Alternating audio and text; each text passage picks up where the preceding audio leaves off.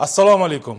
Suv ta'minot aksiyadorlik jamiyati axborot xizmatining Ekonom va Novator rusumli suv hisoblagichlardan foydalanish taqiqlanishi yuzasidan rasmiy bayonoti.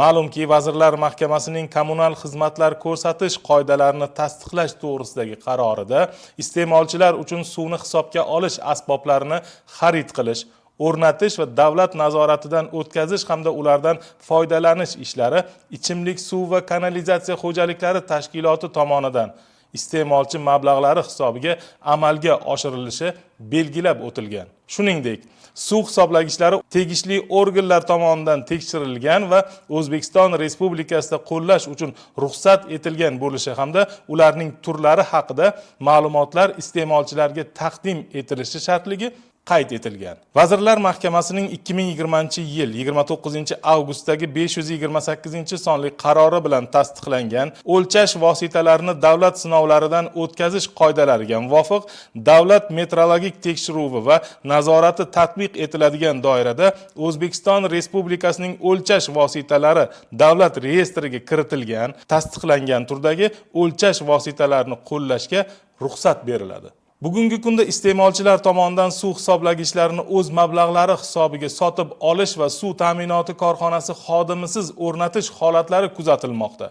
Bunday hollarda o'rnatilayotgan hisoblagichlarning belgilangan standartlarga muvofiq kelishi juda muhimdir. Shu munosabat bilan ayrim suv hisoblagichlaridan foydalanish bo'yicha cheklovlar mavjudligi ma'lum qilinadi. Jumladan, Novator LK turidagi hisoblagichlar 2018-yilda amalda bo'lgan GOST 6019-83 davlatlararo standarti talablariga muvofiq sinovlardan o'tkazilgan va 02.3644-18 son bilan davlat reyestriga kiritilgan. Ushbu hisoblagichga berilgan sertifikat muddati 2023-yil 30-avgust kuni tugagani bois amalda emas. Ekonom turidagi hisoblagichlar 2016-yil 30-iyunda 02.3251-16 son bilan davlat reyestriga kiritilgan bo'lib, 2020-yil 10-iyulda amal qilish muddati tugagan. Shuningdek, Ekonom SV turidagi hisoblagich uchun 2024-yil 29-noyabrga qadar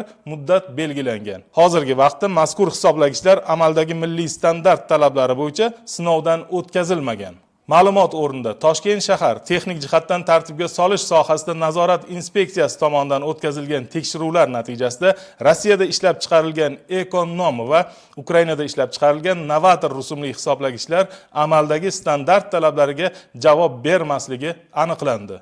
Muhimi shundaki, bunday hisoblagichlardan foydalanish suv sarfining noto'g'ri qayd etilishi, suvdan foydalanish bo'yicha statistik ma'lumotlarning buzilishi va hisob-kitob jarayonlarida turli xatoliklarga sabab bo'luvchi salbiy oqibatlarga olib kelishi mumkin. Shu bois Rossiya va Ukraina davlatlarida ishlab chiqarilgan Ekonom va Novator rusumli suv hisoblagichlarini sotish va ulardan foydalanish taqiqlanadi. Hurmatli iste'molchilar, agar savdo rastalarida sifatsiz mahsulotlarga duch kelsangiz, 1880 qisqa raqamga murojaat qilishingiz mumkin.